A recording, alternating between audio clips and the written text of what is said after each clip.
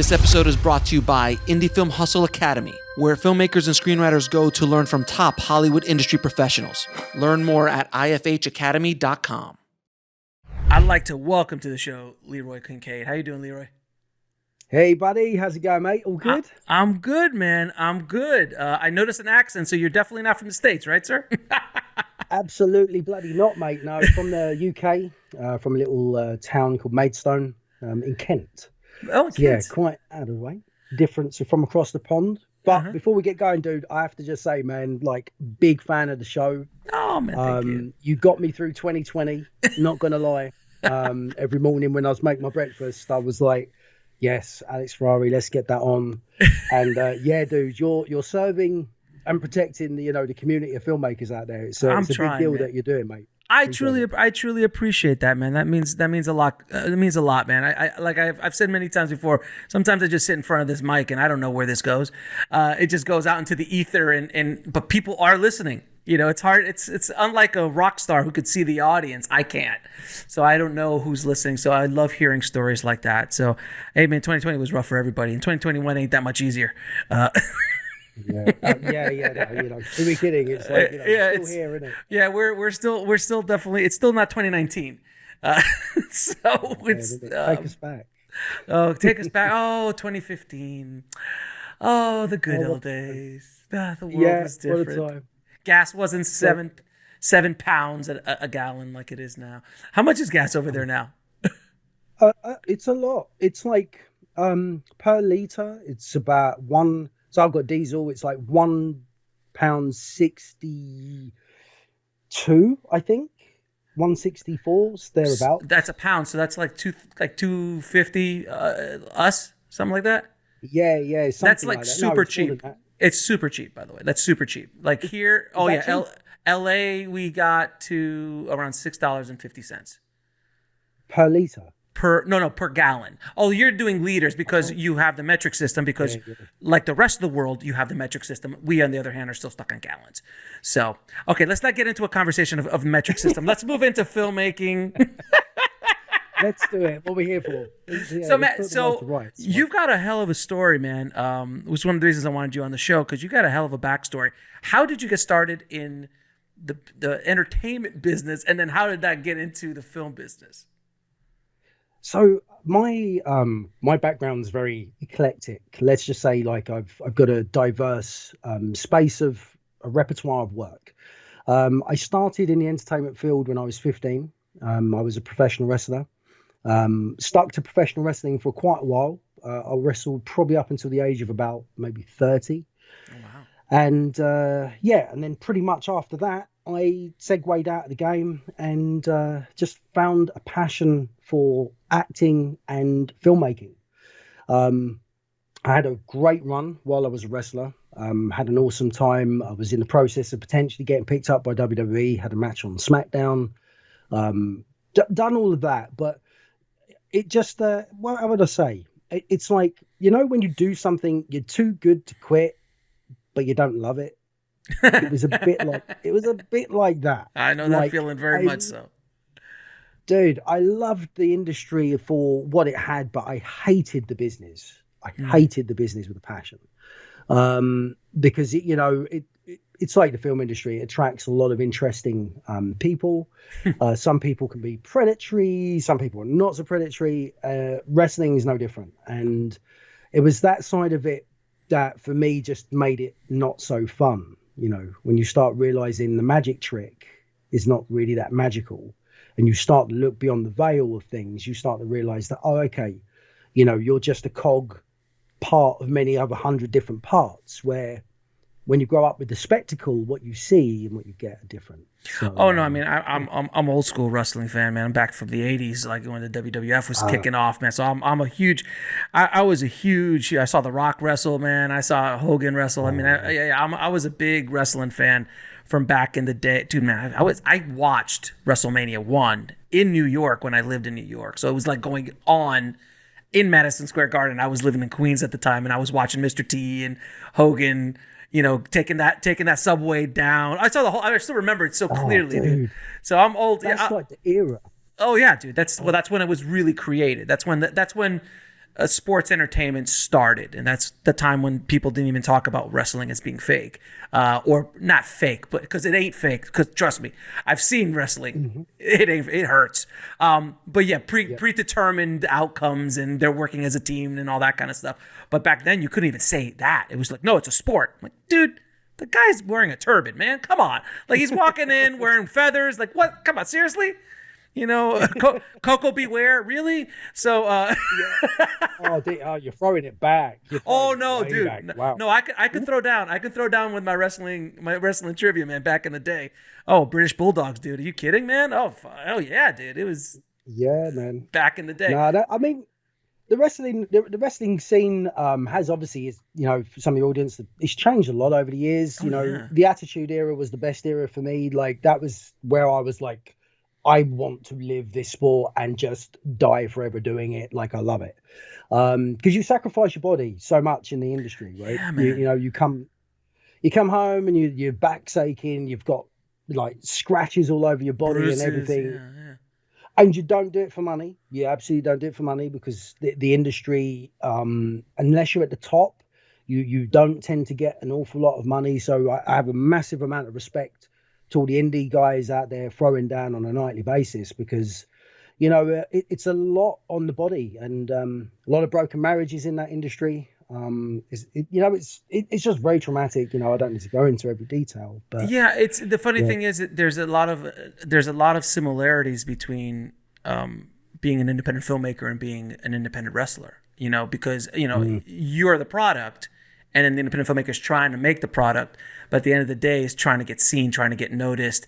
And there's a hell of a lot of abuse that comes along the way, man. With wrestlers, it's physical, mental, and so many other things that happen. From every documentary I've ever seen, especially going to that Jake the Snake documentary, which was like that first time that you got a real behind the scenes of like, oh my God, like. One of my heroes growing up is like living in a trailer park, can't even like it really started to ring true. Like, dude, this is the reality of what it is. And that's what I do on this show too with independent filmmakers. Like, people lose their homes. People's marriages break up if you're not smart about how you do it. You've got to really position yourself well to succeed. I think the biggest thing that happens in the industry is that people get caught up in the painkiller / fast cars, fast women, and all of that scenario. And right, sure. It's easy to burn out like that. And unfortunately, if you're very heavily influenced by what people want to do, you'll end up just doing everything and anything. And then before you know it, you've got nothing. Because you mentioned Jake the Snake. Back in 2003, 2004, I was very fortunate. I got an opportunity to meet Jake the Snake. He come down to the wrestling school I was at and done like a seminar. And he was going through a rocky time at that time, but like this is pre-documentary. I can't. Was it 03? What was it? About 03. Oh yeah, very. Oh yeah, this is very before the documentary. Yeah, just before. Yeah. So but what a wealth of knowledge, man! Like you see, as you say, your stars growing up, and you see them as they end up, and you're like, wow, what happened? And then you listen to their genius ability to know how to communicate to an audience and cut a promo. Like, he was the king of promos, man. He was the king of promos. And yeah, it's just amazing to sort of see, how far they can come and then how they can end up. And it's a shame, it is a big shame. But, the sport is the sport. Mm-hmm. And unfortunately for some, it's the way it is. So I think the key is about playing with your cards the best way you can, the hands you're dealt, isn't it? It's like the film business is the film business, and it is what it is, and it is the game changes monthly now. Everything's like when you start making a movie, the whole market has changed by the time you're finished making the movie, and that's something that we'll talk about yours, because yours took a couple years, at least 2-3 years, you said to get going. But you went from wrestling onto sets and working as an actor. You've been on many sets. What is a nugget a gold nugget that you pulled out from being on all those sets that you brought into your directing and into your filmmaking career? Let's see. I would say the biggest takeaway I could use for the audience's sake is to model patience. I think patience is something that we tend to lack a lot of in today's society, but moreover, like when you're on set, you know, your call times at like, you know, I was just doing some work on Gangs of London. I was just doing a bit of stunt work on that. So, you know, your call time is radically early, 2 hours journey. You sit there all day and you're not used, for example. Oh, yeah. It's like you could go, oh my God, I've had a bad day, blah, blah, blah, blah, blah. Or you just embrace the fact that you're working in one of the key industries that you want to be a part of and embrace that. So moving from all areas that I've had experience with onto like making films and stuff like that, the key is just to model patience and to know that like there's a process for everything that you've got to do. And, you know, just I think with patience also comes the ability to make crucial decisions without emotion coming too involved in it, because I think it's a very emotional game if you get too connected to it, and you've got to make sure that business and emotion has to play a certain part. Yeah, I think some of the best advice I ever got was from Richard Linklater, who said, however long you think it's going to take is going to be twice as long, it's going to be twice as hard. And that's some of the best advice I've ever heard in the film business. And also, don't be a dick. That's the other big. That's like the best piece of it. Like, don't be a dick. It's so true, isn't it? Isn't that true though? Isn't that true? Don't be a dick. Well, the thing is people not sense a bad apple, right? Yep. And no.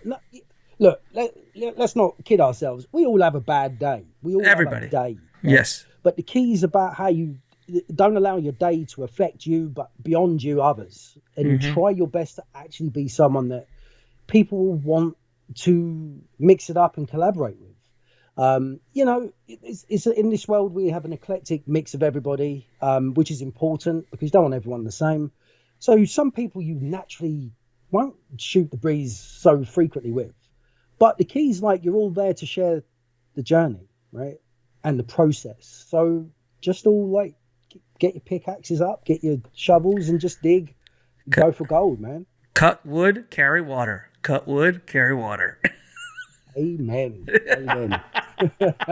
Now, I just real quick, I wanted to kind of go back a little bit to your wrestling time. Is there anything from those 15 years working in that side of the entertainment business, any lessons that you brought into your filmmaking as well?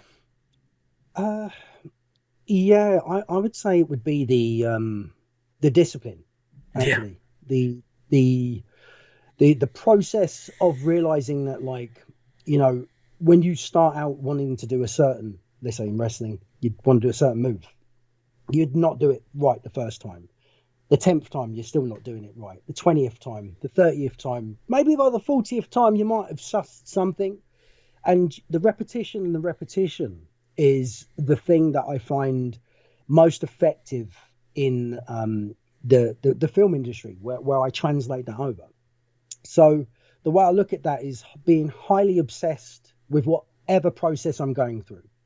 And I repeat to a level where probably most people probably wouldn't want to keep going. But I think at the point when you feel like just there's enough, no, you've got more in the tank, keep going.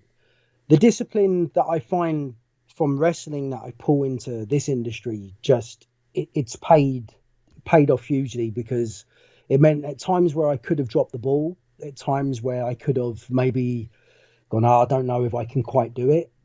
I know whether it's a good day, a bad day, whether I've got a cold, whether it's night, whether it's morning, I've got to get up, I've got to make stuff happen, and this edit needs to be done, or the grade needs to be done, or this script needs to be finished. It's just so easy to let yourself off, and I try to not like ever do that. Like I do my absolute best to continue to just keep pushing the needle as hard as possible, especially in the film industry, because I think there's not an easy way to make something happen, right? It's always tough. For everybody, man. For even at the highest levels, those guys are still struggling to get some things made. I've gotten to talk to a lot of them, man. And I hear off air, I like, so what's your next project? Like, man, I can't get financed. I'm like, you can't. You got an Oscar. How can you not get financed? And they're like, it's the kind of movie I want to tell and the budget I need and this and that. It's different, obviously, than getting your first film off the ground, but it's still a struggle, no matter who you are. Yeah. So it's like, as I say, like each new level brings a new devil, right? Oh, so that's good. Say that again. I like that one. So each new level brings a new devil. I'm going to steal that one, brother. That's good.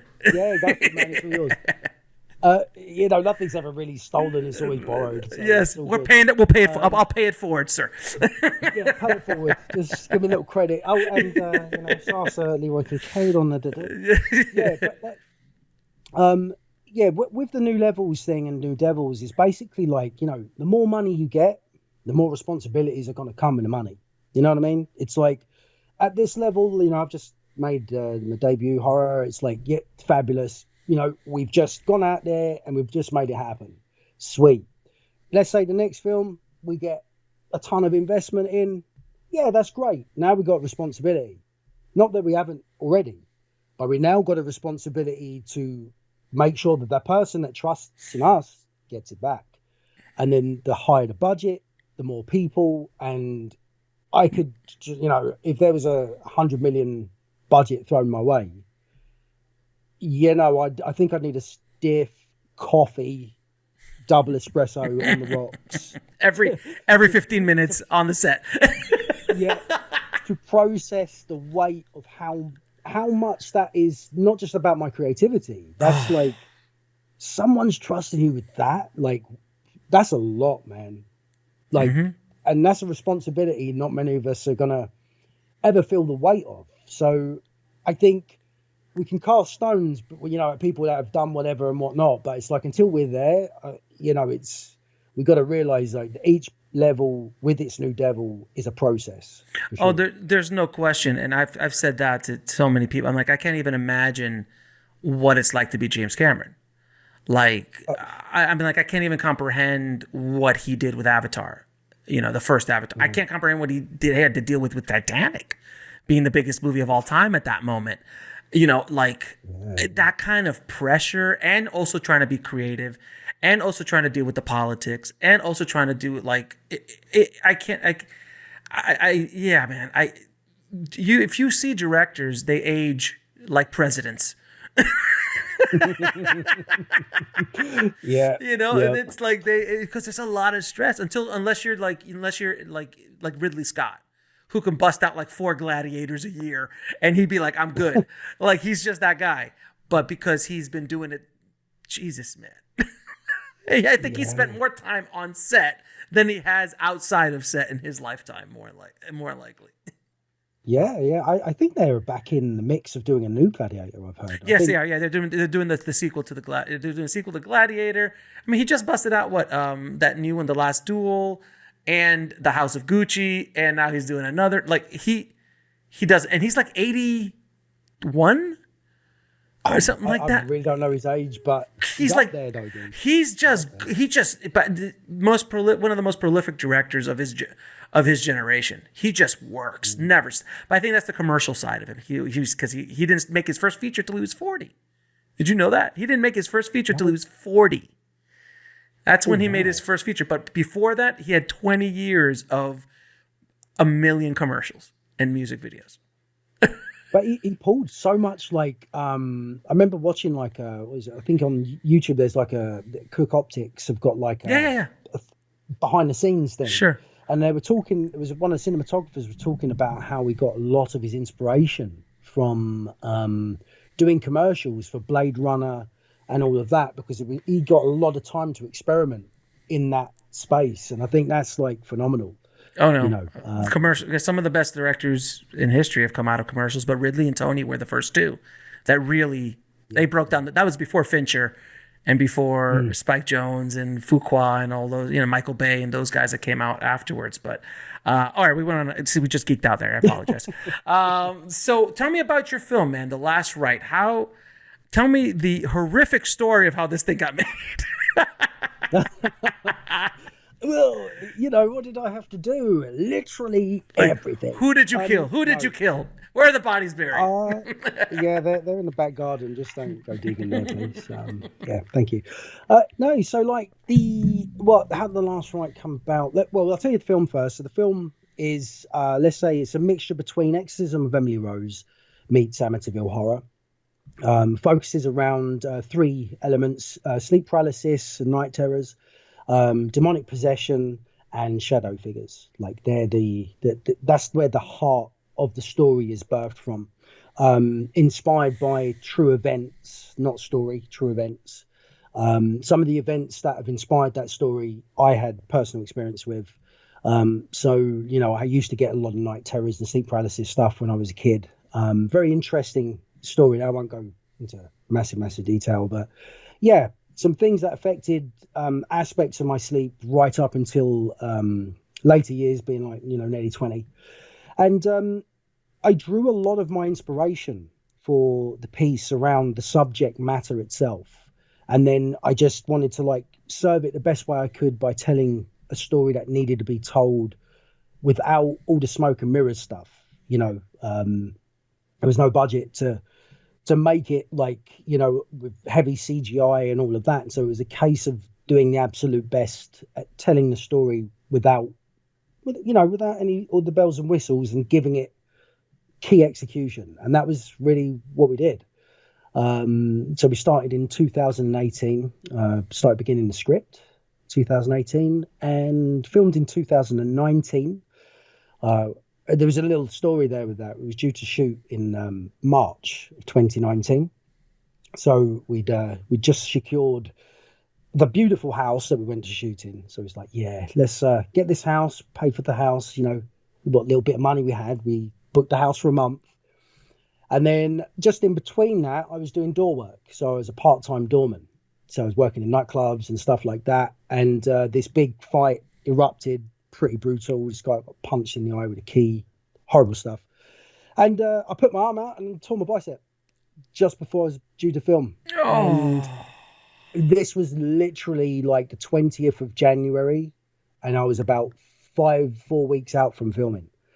So being, on the indie side of it, where we had to literally do 1,000,001 jobs ourselves, as the DP, as the director, as the writer and the editor and the everything, it's like, I knew what that meant. That meant we wasn't going to be able to shoot at the date we'd booked the house for. So we run the risk of losing like all of what we put down as a deposit.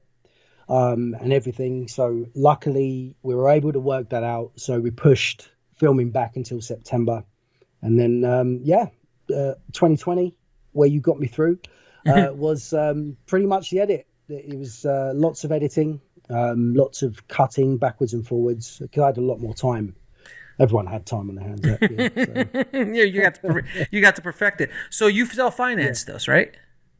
Yes. So, do you mind talking? Are you allowed to talk about the budget? Yeah, we're quite cool to talk about it. It's not too. Okay, so what was the budget of this film? Because it looks fantastic. So the budget for the film was £27,000 pounds. Pounds. So yeah, so you're looking at like $40,000, something like that, probably $35,000 to $40,000. That's pretty good. I mean, that movie looks really good for that price. Thank you, man. It does look good.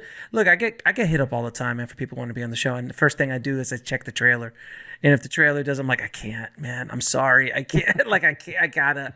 You gotta be at a certain level, man. And I can smell it really quickly. But I saw that was a really nice, polished piece. It looked good, and then I was even more impressed when I found out that you did the majority of the hats. And speaking from someone who does the majority of the things on my films, I do the same thing. So hustle recognizes hustle. So how did you handle all of those hats? Do you know what? Like, by not overcomplicating the wheelhouse, right? I guess you could say, like, if I look back through my years, and the backstory is important because we all learn a different way, right? Like, we can all retain information a certain way. Some people are like proactive learners. They go out and do things and make it work, but they're useless in the classroom. Or they're great in the classroom, but awful at putting things into practice. I was the first one. So I learned very well by doing stuff. I wasn't the best academically at sitting in a room. So because of my abstract, obsessive nature, being, I should say, a tad off of the radar with high functioning autism and all of that, not that that's a bad thing. What it allows me to do is process a high amount of information and not see it as multiple things and see it as one thing. So what I do is I don't see all the jobs as multiple jobs. I see them as part of the process to getting the film made. It's a perspective. It's a perspective difference. It absolutely feels like if I talk about it and go, okay, well, I had to learn about the writing, and then you learn about the writing into, 3-act structure, and then you learn about character development and all this character work and all that. That's your script. And then you look at the lenses, and then you look at the camera, and then you look at, and before you know it, there's like 20,000 different things that you're looking at. And if you put them all down on paper and said, you've got to learn all of this in a matter of whatever, your mind would just go, how can you retain all of that? But because over time, and I mean, this is over a gradual process of time, mind you, it's not like, 3 years, I just said, I want to make a film. I've been doing other bits before that, other shorts before that. The information has been just gradual. So what I've been able to do is fine tune the direction that I want to go in as a filmmaker, because that helps, knowing the direction I want to go creatively and as an artist, but also as someone who's wants to be in the business as a business player, not just someone who's like, oh, I've got to paint pretty pictures. Like, yeah, I want to paint pretty pictures, but it's no good if your film doesn't correlate in the right way, So it's about realizing that telling the story comes from a few places, as it's the story you write, the story you edit, and the story that, It's released. It's all that. Yeah. So for me, it was more about like, what am I serving as a story? Can I serve it to the best of my ability, throwing myself at all areas, because we didn't have the money to throw at all the areas. We had like 36 days shoot. Oh wow! So it was 36. Wait, you shot 36 days? Yeah. On a $40,000 budget? How the hell did you do that? But how many people were on your crew? My producer, Chloe. She was like wearing a gazillion hats as well. Sure. So she was wardrobe, and she was like prepping the food and that. There was a sound guy who was with us the duration. And maybe on most of the days we had a makeup artist, only one. But there were days where we didn't have any.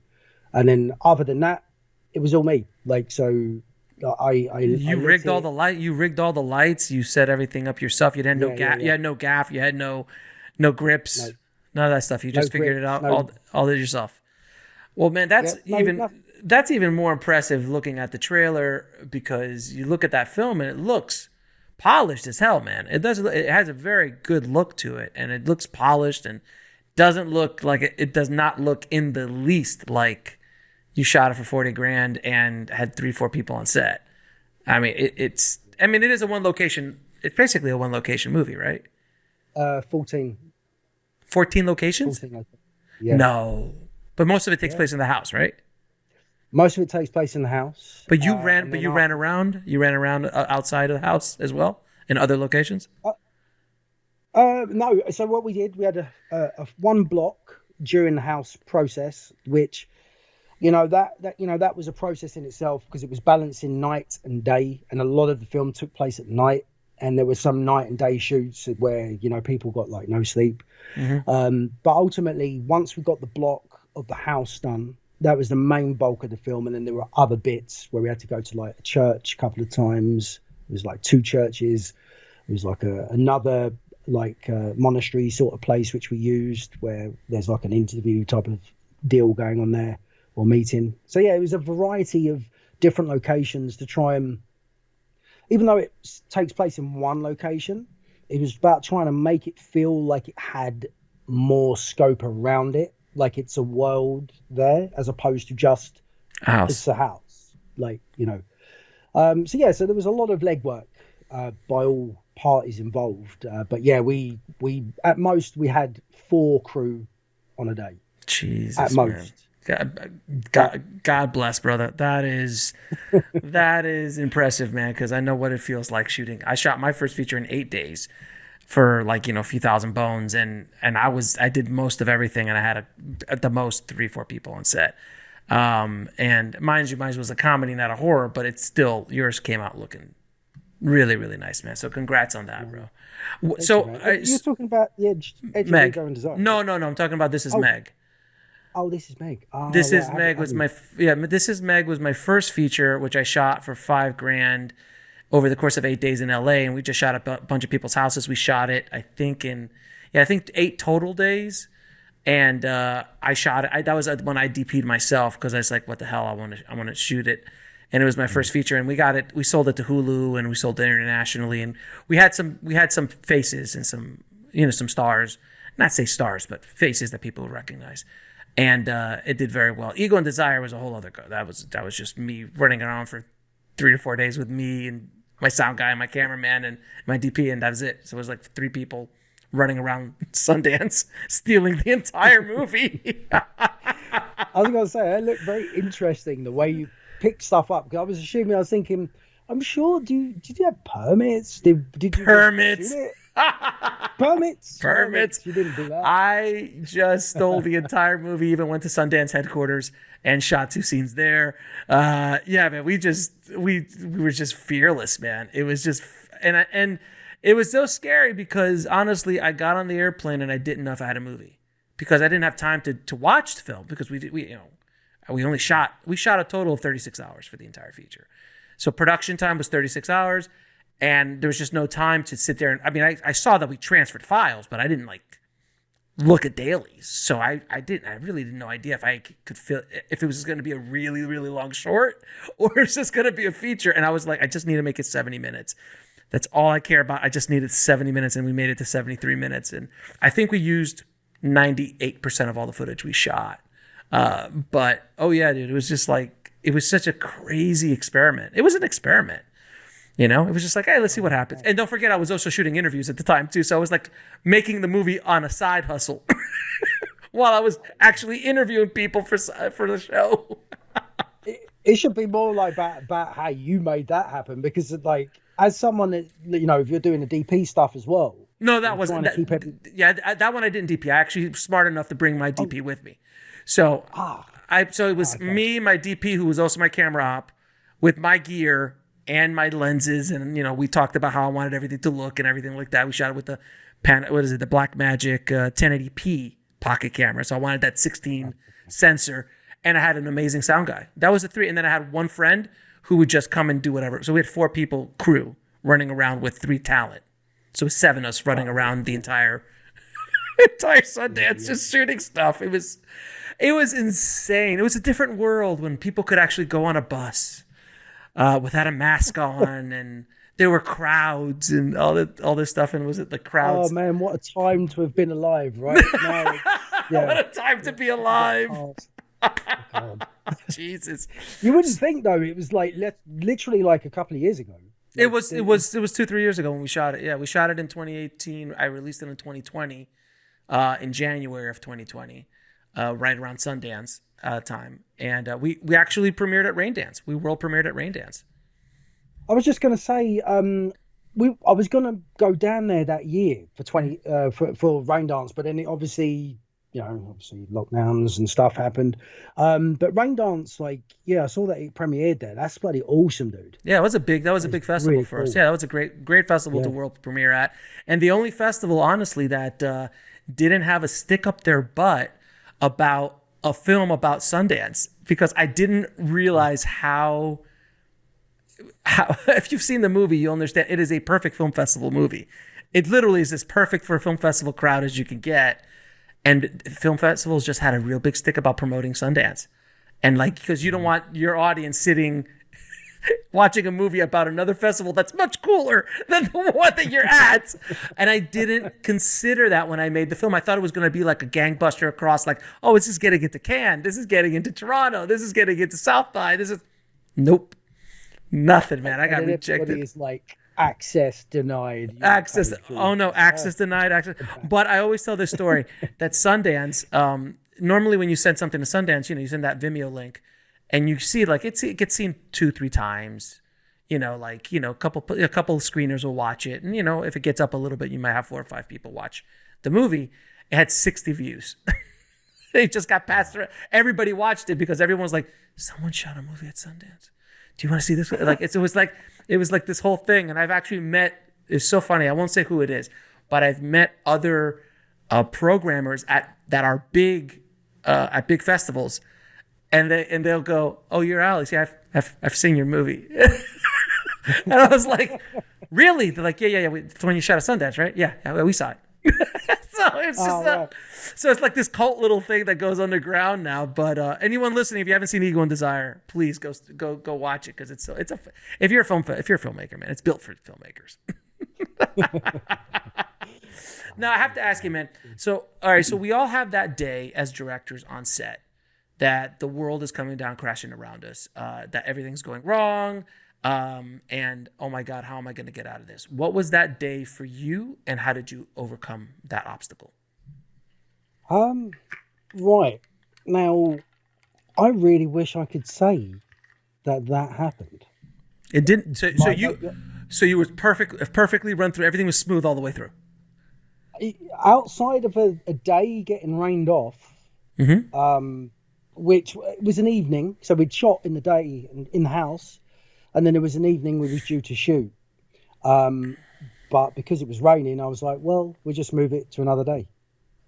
I wish I had a more dramatic story than that. Let me try and think of something. I mean, like, the thing that I think is the most difficult thing in the process is being consistent. If you're shooting, 36 nights, 36 day shoots and stuff, it's like the persistent, like, repetition of it is quite hard. Like, I think that's a tough thing, I'd say. In terms of an actual day, I never really had a bad thing. Actually, sorry. There it is. I was waiting. I was like, wait a minute. Damn it! It slipped my mind. I mean, I won't throw anyone under a bus or anything. But there was one specific night, I'm very, what would I say?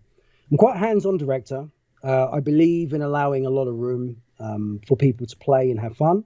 Mm-hmm. I think that's part of the process in all areas, not just on screen. I think, with crew, like, allowing room for people to work and develop, because, hey, we're all in this process together. Let's make it work. There was just one of our team players on the crew side who wasn't quite getting across what we needed. And what I would say, actually, this is a good point, actually.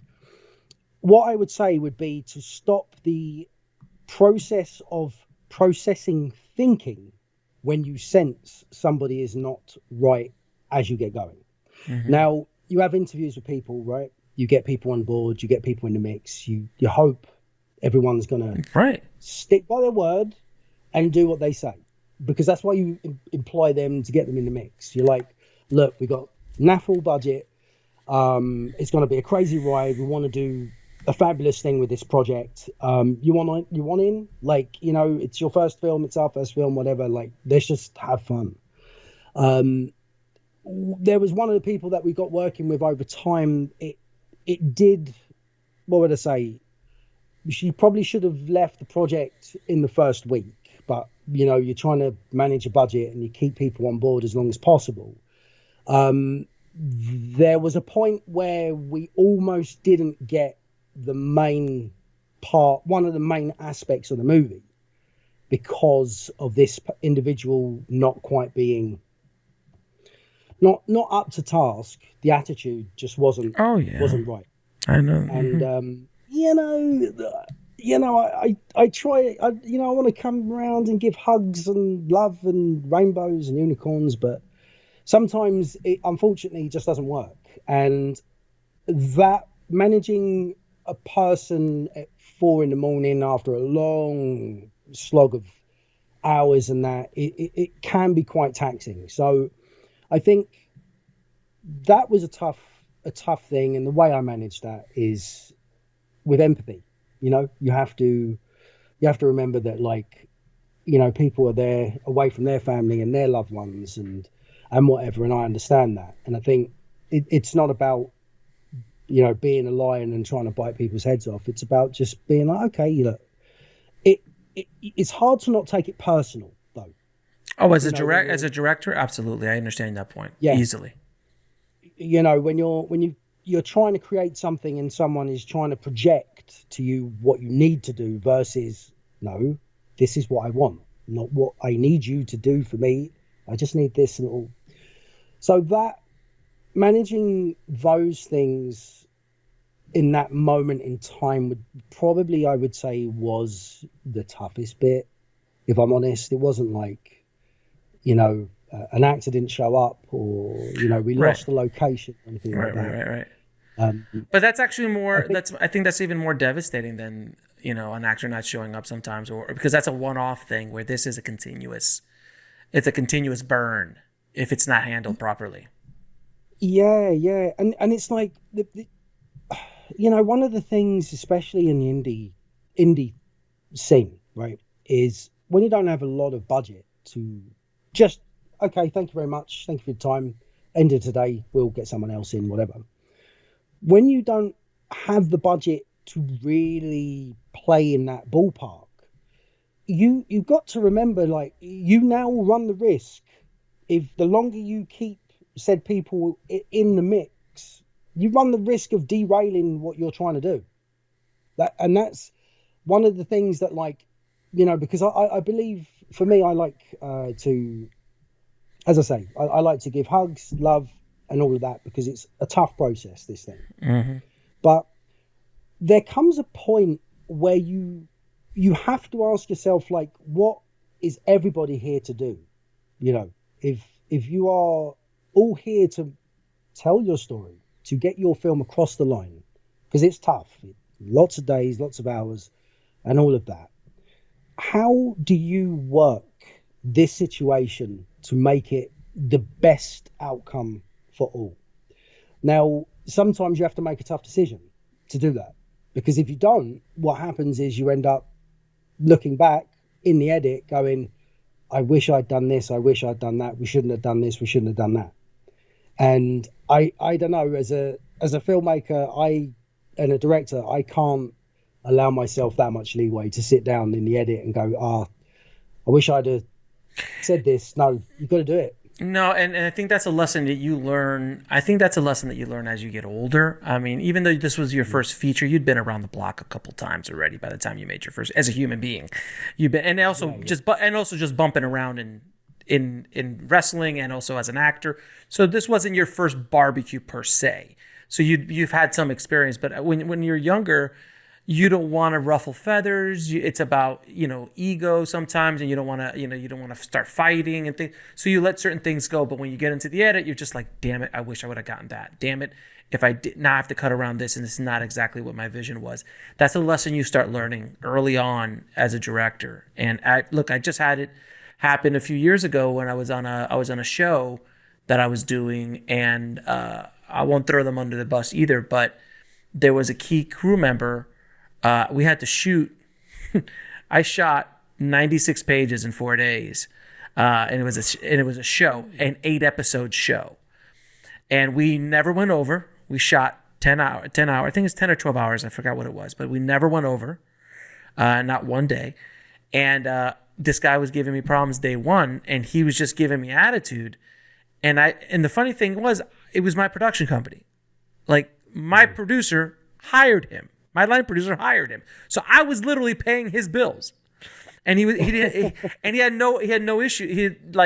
He was just giving me attitude after, like, within the first day. And I just turned to my DP. I was like, oh, this isn't going to work.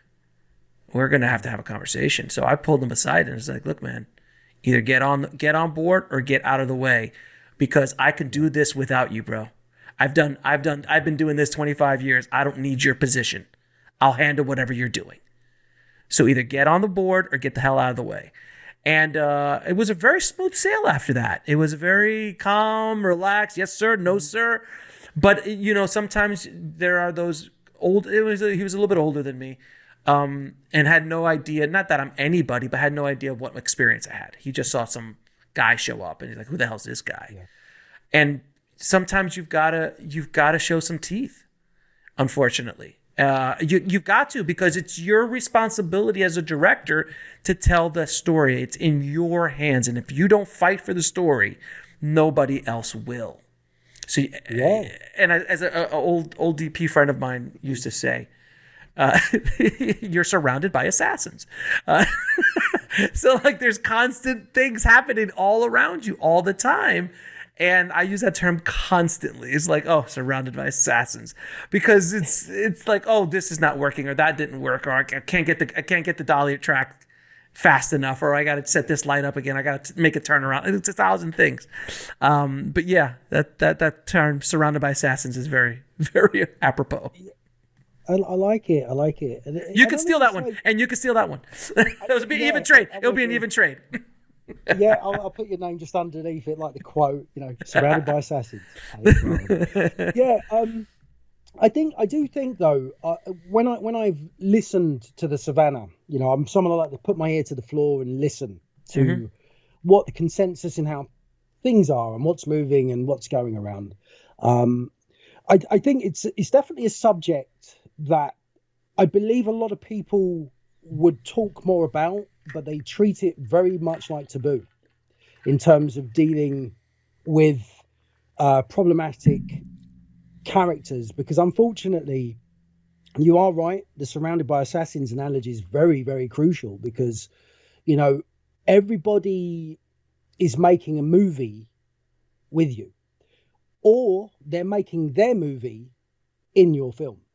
And it's very easy to see what's going on as, oh, it's all smoke and mirrors and it's all wonderful and lovely and dandy. But sometimes, if you don't address the key things that need to be steered and managed, there was a couple of other situations as well. Some stuff happened in post where other people you bring to the party to share a slice of the cake, and not everybody shares what you see. Oh, yeah. And I'm very pleased to have come out this side of it and very much stuck to my guns on everything. Like, I believe I will always accept a new idea. I will always accept the possibility of a new idea. But if it doesn't improve the direction and where I'm going, I don't want it. Like, I'm happy to say that, because I think, we've all got our own story that has got us to this point in time in life and stuff like that. And it's not for me to know what Alex Ferrari should do to be better. It's like, if I can't give you what you need, then it's not my job to tell you what you need to do because I want you to do it. Right. And unfortunately, we get this word. There's a word that goes around, the collaboration word. People say you're not collaborative when all they're doing is projecting what they want you to do, and that's not collaboration. To me, that's not collaboration. Right, and it's also not professional. The profession. When you're working with, I mean, we could throw around big names like Ridley Scott or Steven Spielberg, and they actually have collaborators who they've worked with on many projects and things like that. But they're actually collaborators, but they understand that at the end of the day, it's Steven or Ridley's call. Like, no one's going to tell. And obviously, they walk in with the mountain of reputation that they've built over their careers. But when you look at George Lucas or James Cameron, who both, no offense to the British crews, but gave George Lucas a hell of a time on Star Wars and gave James Cameron a hell of a time on Aliens, and they both shot over at Pinewood. And it was they just didn't believe in what these guys were doing, and they were making their own movie. And it had to fire the first AD. Like, if you just watch on Netflix, they just released the movies that made us. And I saw that whole Aliens one, and you just hear the stories of, like, the first AD was like this British guy, and he was like a legend as a first AD, and the crew loved him, but no one cared about this James Cameron guy who did this little movie called Terminator, who had not hit yet in England. So no one had ever even seen what he'd done. Oh, it's a whole story. But anyway, but they fought through it. They fought through it and were able to create, two of the greatest, sci-fi films in history, But that's the case of who they are as filmmakers, and they had to fight to get that thing. I have to ask you, did you have tea time? Is that a thing, or is that just really? Was there tea time on set? Is there tea time on set? Did you have to stop? Do you have stop production in England at it's 1 o'clock, gotta stop, tea time? Is that a thing? I would like to say that's not really a thing, but I think that's more of a thing than we probably as Brits like to admit, for sure. We have lunch, sure, else, sure. It's like a sacred practice here. Lunch has to be lunch. It's got to be the right lunch. It can't be like any sort of lunch. It's got to be the right lunch. And what I mean by that is we've got working lunches and stuff. Sure. In the game and stuff like that. But ultimately, we all as Brits, I believe, do the solid 1 hour lunch without fail every day. If we can get that, most people are cool. Yeah, but there is a break for tea time. There's a little tea time break somewhere along. So it was so funny. It's so funny because I come from Miami, and that's where I started my production career. And I'm Cuban, so I was raised on Cuban coffee. If you're ever in a true production in Miami that is based from Miami, that you're going to see a little old man or a little old woman come around with a tray full of thimbles. They're thimbles of coffee. And you're going to look at it and go, wow, look, that's such a cute little coffee. Maybe I should have 5 or 6 of them. No, you should take one and hold on tight. But that's a thing. And everyone stops for the Cuban coffee. That's a Miami production thing. It doesn't happen all the time. But if it's a true Miami production, they bring that around. And I love when I'm on set, man, I got that little old man that comes out and he's making it in the back on a hot stove, well, not a hot stove, but you know what I'm talking about, the electrical stove or something like that. Yeah. And he's just mixing it in a can and stuff. And it's the best. Oh man, it's the best. There's nothing like a coffee. So one of the rules I made sure we had in the house was coffee was on tap. And yes. I mean tap 24/7. If you want a coffee, there's an espresso machine and a Tassimo machine. Go make yourself one. Absolutely. Because I think, in the house, it was very a communal area. Sure. When we shot the film. So, we sort of said, all the pods are here, guys. Whenever you want a coffee, it wasn't we put it way out of the way and you can only have it between the hours of 1 and 2 and don't go taking too many. It was just I believe very much so in being able to look after your people that are there, and it's such a small thing, but goes such a long way. If you're on set and it's the 11th hour, and I gotta beg for a cup of coffee, it's not a good thing. I gotta make a run to Starbucks. That shouldn't be a thing. I mean, maybe an extra thing, but if you just want to grab a quick coffee or a quick something to keep you going, feed them well. Make sure there's always coffee. Try not to do. Have you heard of the spinning wheels of death for lunch or dinner? Have you heard of spinning wheels of death? No. That's pizza. No, what's that? That's pizza. So spinning wheels of death, as my old salty DP used to call. You're not giving us spinning wheels of death, are you? Please don't do that, because pizza will just bring you. It just slows everything down. It's quick, it's cheap, but you will pay for it in the long run. Yeah. I mean, we for most of the nights, because obviously we were pretty much on average when we shooting night shoots, right?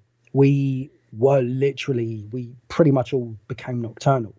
So we didn't really actually get to bed much before 6 to 9 a.m.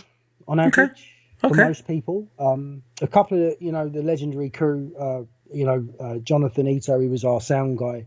He was traveling up from London to Kent.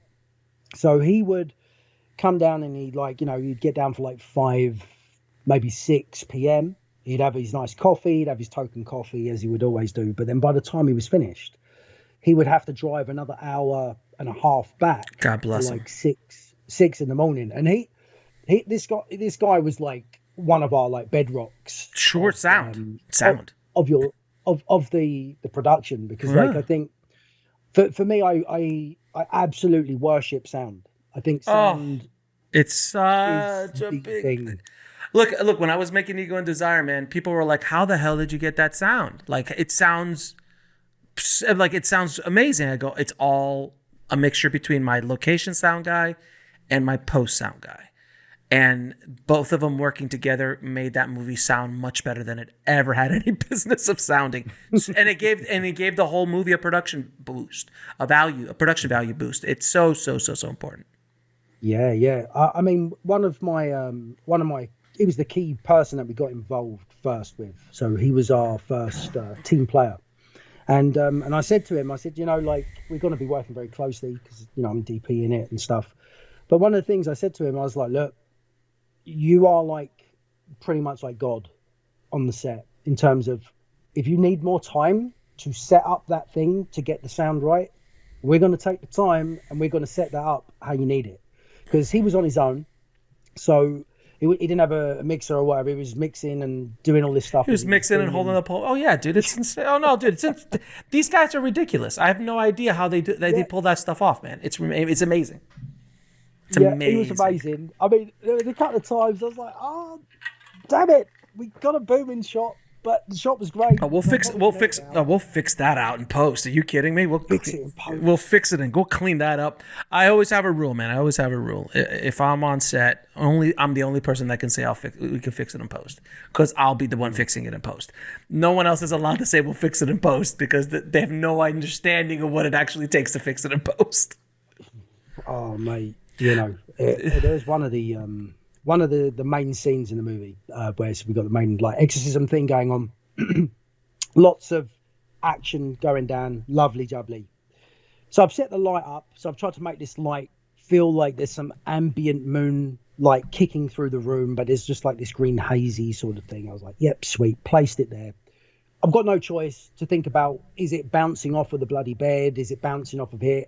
Because of the time in the evening, I just had to get it up and then literally we shoot the piece, get to post, and I can see the light on one part of the bed. The rest of the frame looks cool, but it's on this one particular bit, every single angle, every frame, and I'm like, does this mean I've got to rotoscope the entire piece? 2.5 weeks later, yes, I had to literally cut out a light, and I'm very glad I did it. But boy, it's like pulling teeth. Hey, man, it's a lesson you will. I promise you won't do that again. I promise. No, that's when you get bit once, you learn. You're like, yep. Oh, that's put it in the back. That's not going to happen again.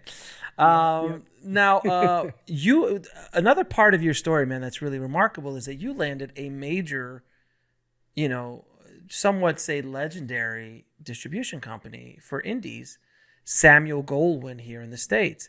How the hell did you land Samuel Goldwyn as a distributor for a release of a film that's from the UK with no stars in a genre that's, let's call it what it is. There's 1,000,001 horror movies out there. So how the hell did you land that, man? I don't have any, how should we say, idea how it happened. Words that are gonna say we did this and we did that and we did this and we did that. But however, what I can say is the things that led up to that opportunity being able to exist. One of the things I would definitely, I'll put this out for people, is that I was quite naive at the start of it when we got, Samuel Goldwyn, his company wants to buy your movie and stuff. And okay, that's cool. Right. And I'm like, I feel like I've heard the name before, but I'm not too sure. Anyway, we had this deal sitting around for like a week. Right. And I remember I was talking to Manan and I said, yeah, we've got this company who's quite interested in our film. Because we'd had a lot of no's. We'd heard so many no's, so many critiques, so many different things, because everybody's got their idea on what they think of your movie, right? So we were like, we got this deal. It seems quite cool. It's in America. America was our main territory that we wanted to really hit. And I said to her, no, it's this company. And I said, oh, it's Samuel Goldwyn. And she's like, what, Metro Goldwyn Mayer? I'm thinking, Metro Goldwyn, what? Yeah, MGM. I was like, MGM? I was like, no. Yeah?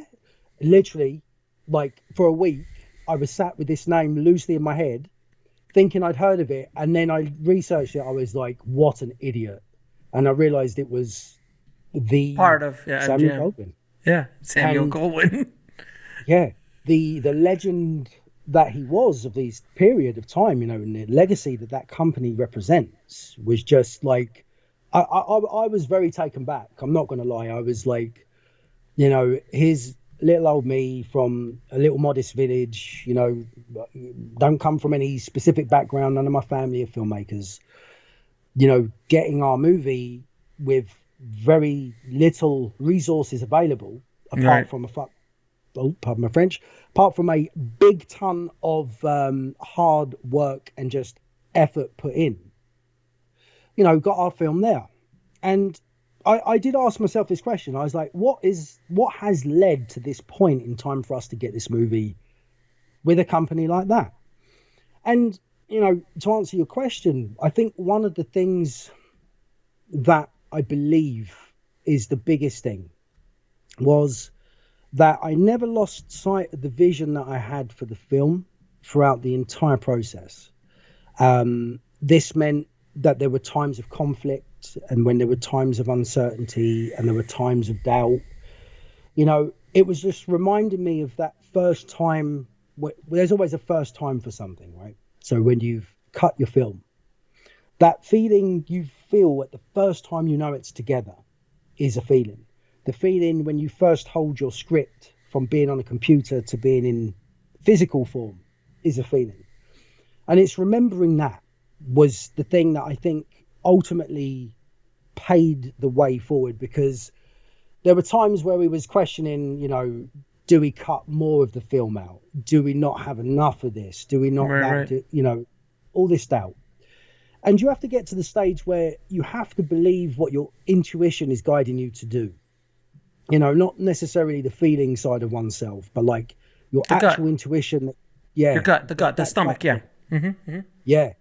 And let that take you to where it's going to go. The one rule I set to myself is high execution value. That was it.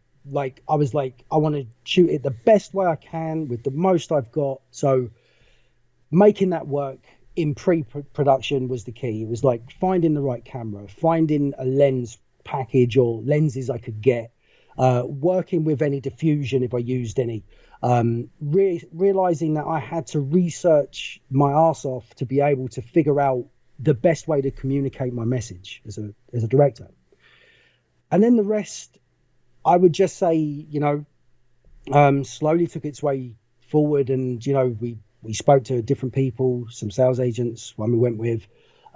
Moving forward, we just ended up with Samuel Goldwyn, and that's sort of really it. I don't have any... That's right place, right time, right product. That's the way it looks. A year earlier, maybe no. A year from now, maybe no. But right now, it hit. I call it the El Mariachi factor, which is Robert hit at the right place, right time, right product. A couple years after, a couple years before, who knows? But that moment in time, all the stars aligned. And sometimes, a lot of times, filmmakers don't understand that there is a tremendous amount of luck that is involved in what we do. But you need to help that luck along, meaning you've got to be prepared for it when it shows up. Because if you just sat around going, I think I'm going to make a movie one day, I got this idea, it's never going to happen. But that you did it, and then these opportunities present themselves. The universe does conspire to help you, man. I truly do believe that. Absolutely. I mean, there's a definition of luck that I like to work with sometimes, and that is when preparation meets opportunity. Absolutely. And you have to prepare yourself. Like, whenever someone's going to make a film, right, and you're going to set off on this journey, You don't know it's going to take 6 months or a year or 2 years or 4 years or however many years. You say you aim to get it done in this time. And if it works in that time frame, because you've got to aim for it because of certain things, fabulous. We didn't predict 2020 was going to give us COVID. we literally, our shift of everything we had planned, literally every plan gone, eradicated, as it was for everybody. Right. So it meant that we had to, reverse engineer the end goal, adapt, be, the element of Darwinism, the one who's most adaptable to change is going to be the one that can maybe last the longest. You have to learn to adapt and work these obstacles the best way, because I don't really see problems more than I see solutions. Solutions are the key. Yeah, and as I always, if you've heard the show, I always like using the analogy of getting punched in the face, and that we all get punched in the face in this business, and I don't care who you are. It's just as you go down the line a little bit, you pick up a couple more. Like that first, I'm sure your first wrestling match is a lot different than your last, as far as how you took hits, how you took a fall, how you took a roll, how you do all this kind of stuff. As you get older, you start learning how to duck those punches. Sometimes you can, move a little bit, but you're going to get punches thrown at you. And it's about adjusting. It's about pivoting. It's about letting those things fly by you. And we all took a huge punch in 2020. And a lot of people didn't recover, and they're out of the game. And that's what I try to do with this show, is try to let everybody know. Don't walk into the ring going, wow, this is a cool place. Is that Mike Tyson? Why is he coming towards me? And you're gone. You laugh, but that's Filmmakers, man. I did it too. I was there. I got punched out a bunch of times. But this is the thing. This is why I mentioned the thing about earlier on about having a little butting of heads between myself and someone else, of just not seeing the right thing in the vision. And sure. This is the stuff that if we can't work our way through the bad days, right? Mm-hmm. Because you can't help but take certain elements personal, because they feel personal, because you've got people involved, you're working on stuff, you want to go into business with the best interest, and someone takes advantage. Unfortunately, the world is filled with people who just see opportunity and they don't care about you. They just care about what they want. Of course. When you know that, when you realize that, life is really what you make it, but beyond what you make it, it's like, give it bloody hell for trying to do the thing that you love to do.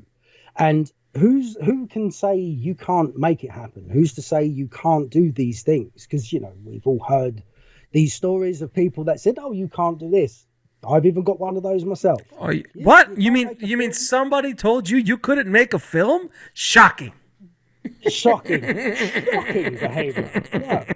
I heard that, mate, and I was just like, yeah, but for you can't do that. Let me figure it out, and if I fail, I'd like to fail forwards on my terms, not someone else's. Amen. Preach. And I think, and that's the thing that, the toughest thing with the filmmaking aspect of it is that we just got to all know that there's a process and a price of entry. And that price of entry could be you make a film and it goes nowhere. It could be you lose a load of money, but then you make some money to make a new film. I don't know what everyone's process is going to be, but everybody's got their process. Myself, I had to ruin my arm to position myself mentally as a DP, because that was the block of time where I feel I got the most in a 3-4 month period when I was off work and off everything because of my injury on my arm. That block of time there, had I not had that, we definitely wouldn't be having this conversation. You learned, you had the time to educate yourself and to test things and do things. Dude, yeah, that time there was invaluable. Invaluable. I just want to put a spotlight on this, because so many people don't understand this. When you had your house booked, everything was going, you were like, I'm going to go shoot this. And then this accident happens to your arm, which knocks you out for 3 or 4 months and pushes everything and changes everything the way you had it planned. When you look back, it was the best thing that could have happened to you. in order to make this film as successful as it was. But at the moment that thing happened to you, all you could think about was the bad thing that happened. But I've always come to believe that even when bad things happen in your journey, most of the time, if not all the time, when you look back, you're like, it was probably a good thing that happened. It might have, I needed this to happen. And if I didn't have that, this wouldn't have happened. And like with me, I mean, you probably heard the story of me working with that mobster and doing that movie, almost making that $20 million movie with the mobster and stuff. That was the worst time of my entire life. It was devastated me. But looking back, I'm like, that's the thing that made me. That's the shrapnel. That is the voice on the microphone.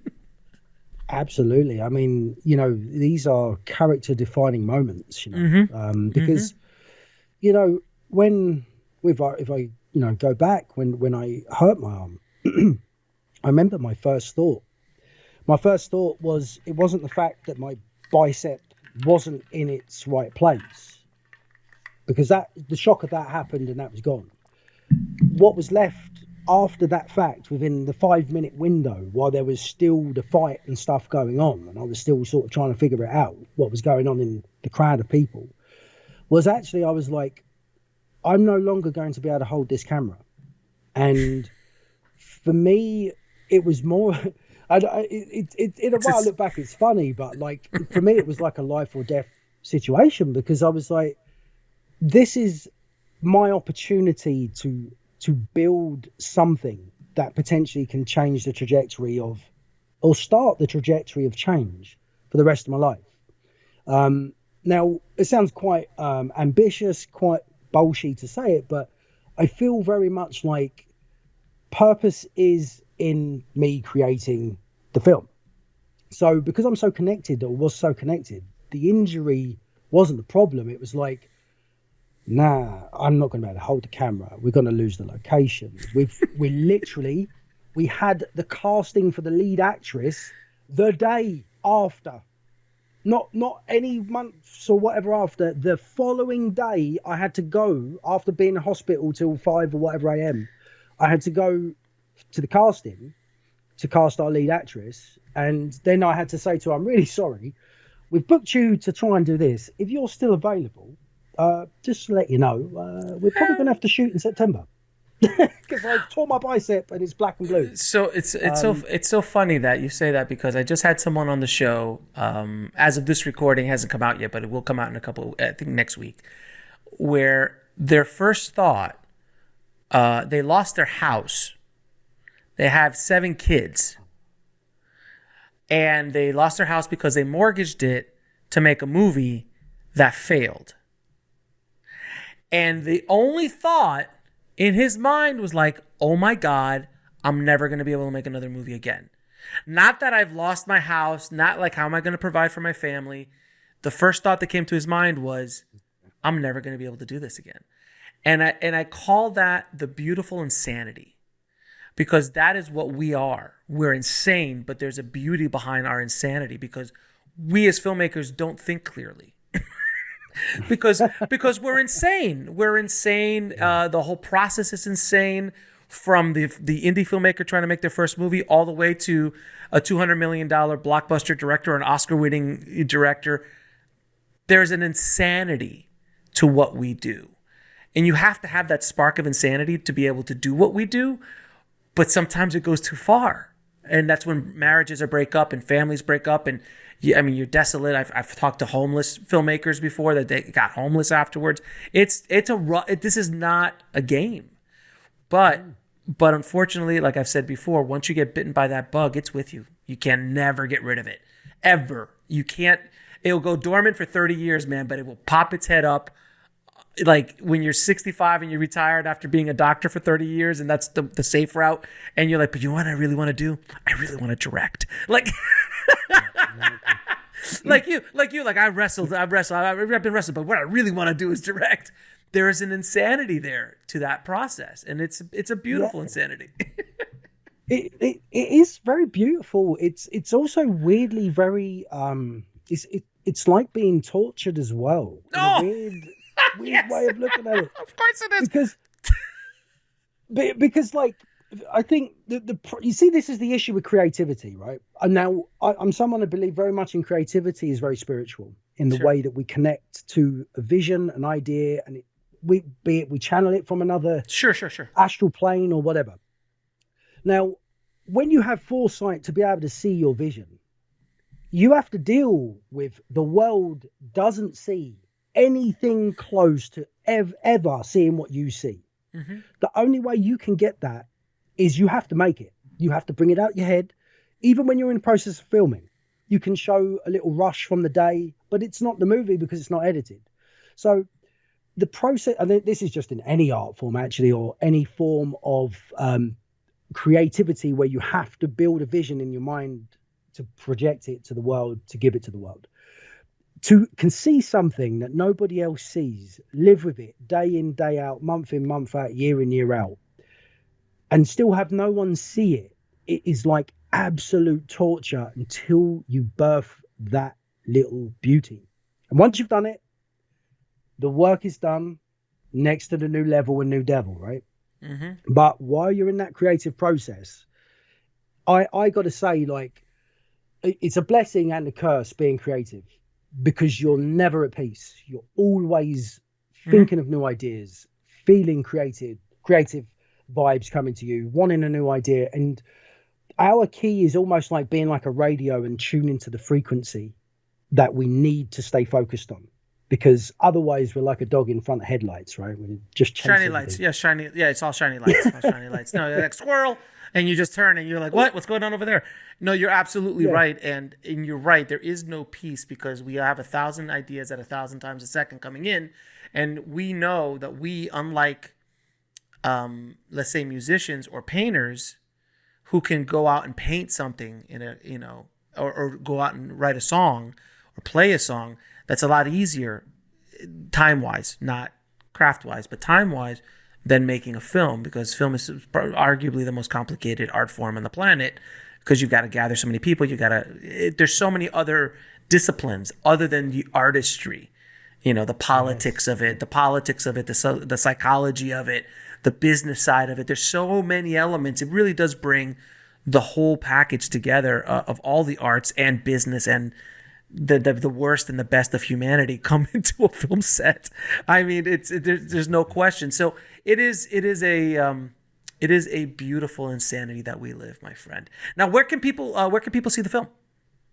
So the film at the moment is, by the time that this is all out, it should be on iTunes, Amazon, Vudu, Google, and a few other places that I'm not too familiar with in the States. Mm-hmm. But it's on all the major platforms out there in the States. And we've got a UK deal coming soon, but I'm not too sure when that's coming out in the UK. But yeah.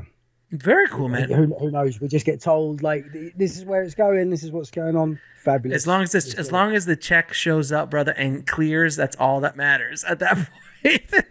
Yeah.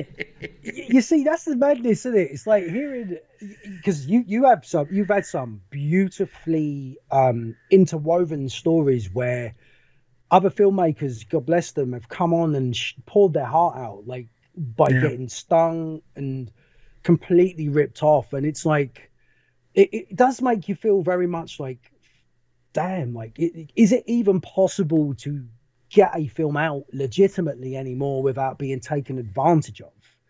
It's such an area where there's so much mystique and so much, like, confusion, because us as artists and business, we know we're business entrepreneurs as well. We're building a business, but when you finish your IP, you put it out, and then everyone wants to take that slice of the cake, leave you with a couple of crumbs on the plate. But ultimately, it's like, when you hear of all these stories, I think it can almost like derail you from just aiming to just tell the story. But at the same time, I think being mindful of that there are individuals that do try to take advantage. We had one guy, before we signed with anybody, he was contacting us from a random email, pretending to be some Hollywood producer, right? So the film had just, like, started doing around we was like promoting it on like online and stuff. We just completed the movie, so no one had really seen it. Mm-hmm. And this guy had came out of the woodwork and was like, "Oh, I'd like to take a look at your film. We've got loads of sales agents and people want to look at your movie, blah, blah, blah." And then we found out that this guy had been moonlighting as someone and had actually been trying to sell our movie without us even talking to him. He was like speaking to all these other production companies and distributors and whatnot about our film, saying he's repping our film. Mm-hmm. And it was just like... all the time. I've heard that story. It's horrible. It's...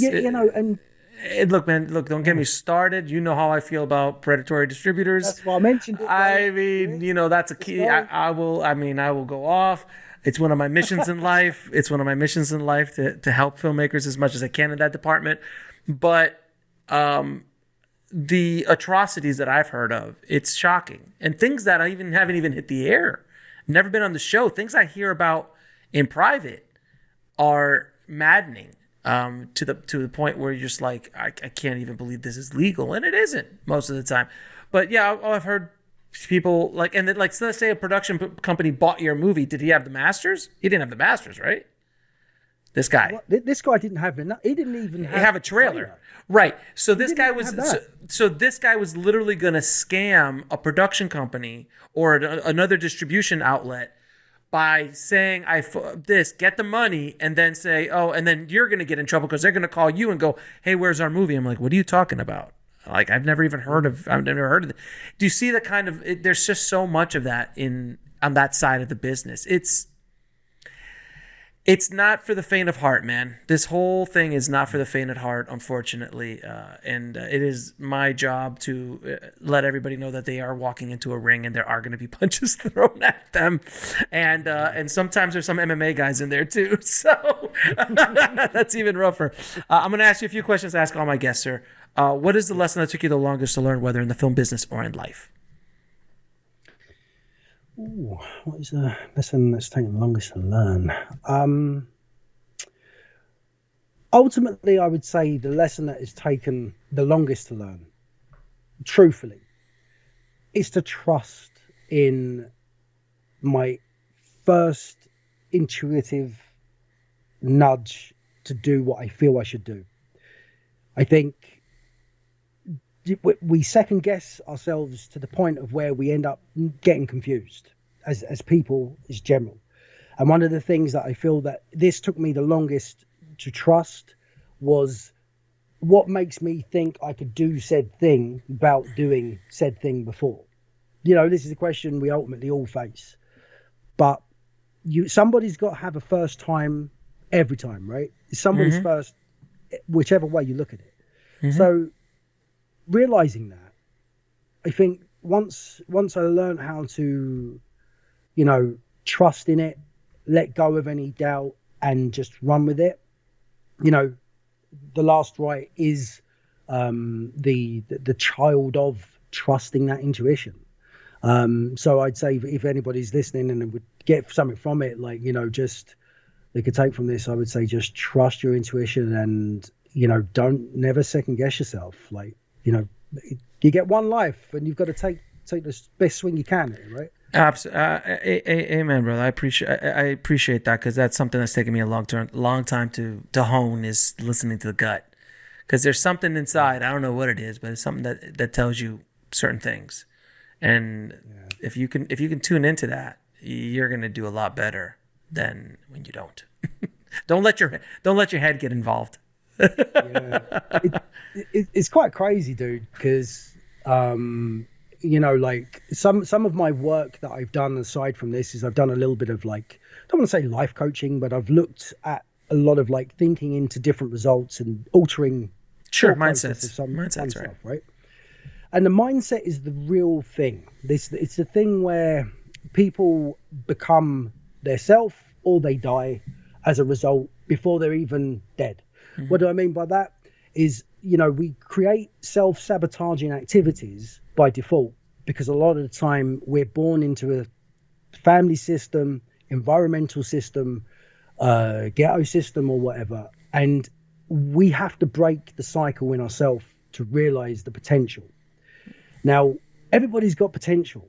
Everybody's got the ability to, I don't want to say be whatever they want to be, because that's a bit too like, you know, sunshine and rainbow stuff. But ultimately, like, we can really exceed in potential. But where we stop is, because in myself, I talk with myself, because I'm not brought up in an environment where, you know, maybe having money was a thing, or maybe being a filmmaker was a thing. The thing that you look for is the thing that you resonate mostly with, because it's in you by default, right? So how do you break that? You have to break it by going against what your head usually tells you to do. Oh, you want to do something creative? Oh, what makes you think you can do that? In your head, you get that voice. Oh, that's the worst. And it's like, well, and it's, you're continuously fighting this inner battle. And if you can conquer and harness the fact that whatever is going on inside of your mind usually is something that's projected to you through years and years and years and years of conditioning. And when you undo all that, the potential for what you could be is endless. And that's one of the things that, like, is the biggest thing that over life, I feel that has really enabled me to trust in my intuition and to trust in my ability, is actually I get myself out of my own way, you know? I'm gonna tell you, I'm gonna leave it at that, man. That's a great way to end the conversation, bro. That was beautiful. So, I wish you nothing but the best, man. Continued success with your film. Thank you for being so honest and forthcoming with your story, and hopefully this conversation will inspire a few people out there. So, thank you again, brother. I appreciate it, man. No worries, man. Thank you for having me. God bless.